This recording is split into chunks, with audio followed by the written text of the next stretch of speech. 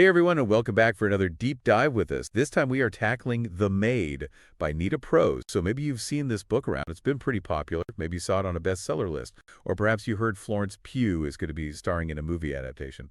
Well, we're here to do a deep dive into some of the reviews and the criticisms and really try to help you figure out if this book is something that you should spend your time on. Yeah, and I'll tell you, right off the bat, this book is a wild card. It's super popular, but the reviews, oh my goodness, they are all over the place. Yeah, I've seen that too. It seems like people either really, really love it or they really hate it. So what's the deal? Why is this book so polarizing? Well, imagine you're looking for a light, kind of charming mystery novel. You want a quirky protagonist. Maybe something like Eleanor Oliphant is completely fine, but with a little Agatha Christie sprinkled in.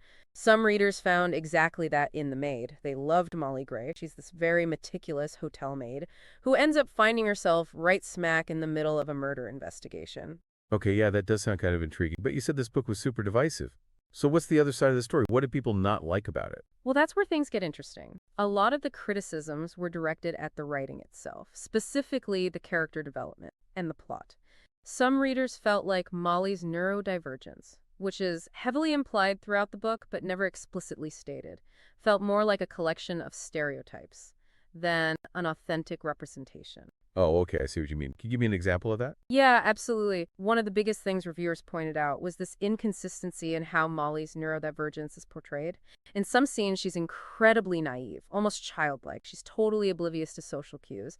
But then in other scenes, she suddenly displays this sharp intelligence and insight, especially when it comes to analyzing the murder. It's like the author couldn't decide if they wanted to portray her as vulnerable or brilliant, so they just kind of did both, which ends up feeling jarring and a little inauthentic.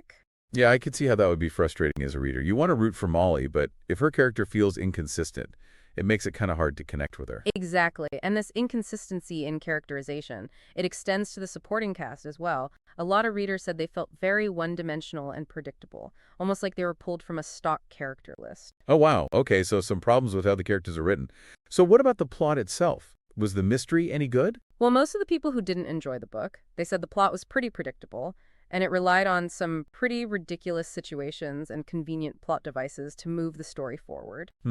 So not exactly a mind-blowing thriller then. Not quite. Some reviewers even compare it to Knives Out, which, if you've seen it, is known for its really clever twists and turns, but they felt like The Maid lacked that same level of complexity and surprise. Like the author laid out all the clues in plain sight, and there wasn't a lot of room for the reader to really engage with the mystery. Man, that's a shame. I do love a good twist.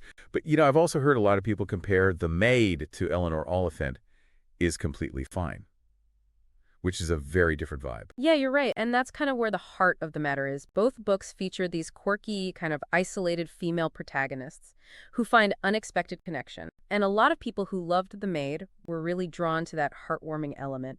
But readers who preferred Eleanor Oliphant often found The Maid to be lacking the emotional depth and nuance that made Eleanor Oliphant so resonant. I see. So it sounds like it really depends on what you're looking for as a reader.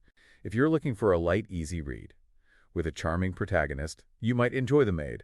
But if you're looking for something more complex and thought-provoking, you might want to skip this one. Exactly. And that's why we're doing this deep dive, trying to give you all the information you need to decide if it's the right book for you.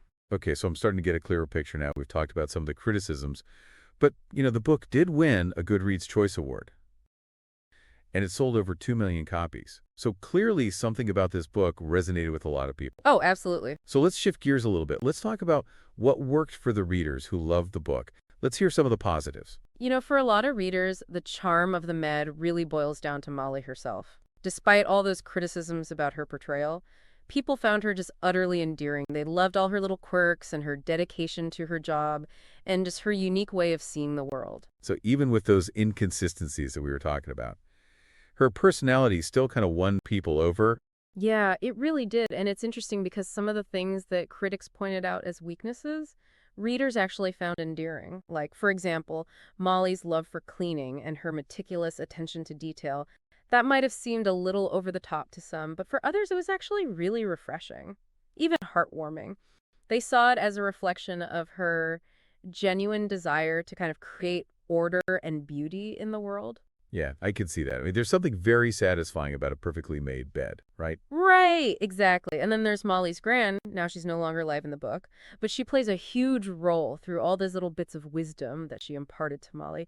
Readers loved those little nuggets of advice. Like one of them is, the world is a better place seen through a prism of colors rather than merely black and white. It just added this pledge of warmth and humor to the story. Yeah, I love that. Those little sayings could be so powerful. I'm always writing down quotes that I find in books. Me too. And speaking of writing, a lot of the reviewers praised the writing style of The Maid. They said it was charming, engaging, and really easy to read. Some even compared it to The Curious Incident of the Dog in the Nighttime because of how it captured Molly's unique voice and perspective. Oh, interesting. So maybe even if the plot isn't super complex, the writing itself might be enjoyable enough to kind of carry the story. Yeah, for a lot of readers, that seems to be the case. They weren't necessarily looking for a super brain-twisting thriller. They wanted something lighthearted and feel good with a character they could root for. And The Maid delivered that. Okay, I see. So it sounds like we have these two camps of readers. We have the ones who loved the writing and the characters. They found them very endearing. And then we have the readers who felt like the writing and characters lacked depth and authenticity. It seems like it really comes down to personal preference then. It really does, and that's why I think it's so important to look at those different perspectives and weigh them against what you're looking for in a book. All right, so let's bring it all together for our listeners here. If someone is on the fence about reading The Maid, what's the final verdict? Is this book worth their time? Here's the thing. If you want like a light, charming mystery with a main character who's a little bit different, you might really enjoy The Maid. It's the kind of book that you would curl up with on like a rainy Sunday afternoon. You know, when you just want to escape into a feel-good story. Okay, so it's got that cozy mystery vibe, but I'm guessing there's a but coming. But if you're looking for something with like a really complex plot, with multi-layered characters and authentic representation of neurodiversity, you might want to pass on this one. There are a lot of other mysteries out there that I think deliver in those areas without kind of falling into the same traps that The Maid does. I see. So The Maid is kind of like comfort food, enjoyable in the moment, but maybe not the most nutritious. Exactly. It sounds like it really depends on what kind of reading experience you're looking for. And that's why we do these deep dives. We want to give you the information so you can make your own decisions about what you want to read. We've weighed the pros and the cons. We've highlighting those key points of contention, and now it's up to you, to decide if The Maid is right for you. Well, I think you've given our listeners a lot to think about today. What do you all think out there? Does Molly Gray's world sound like somewhere you want to spend some time? Or are you going to skip this one? Let us know. We would like to hear from you.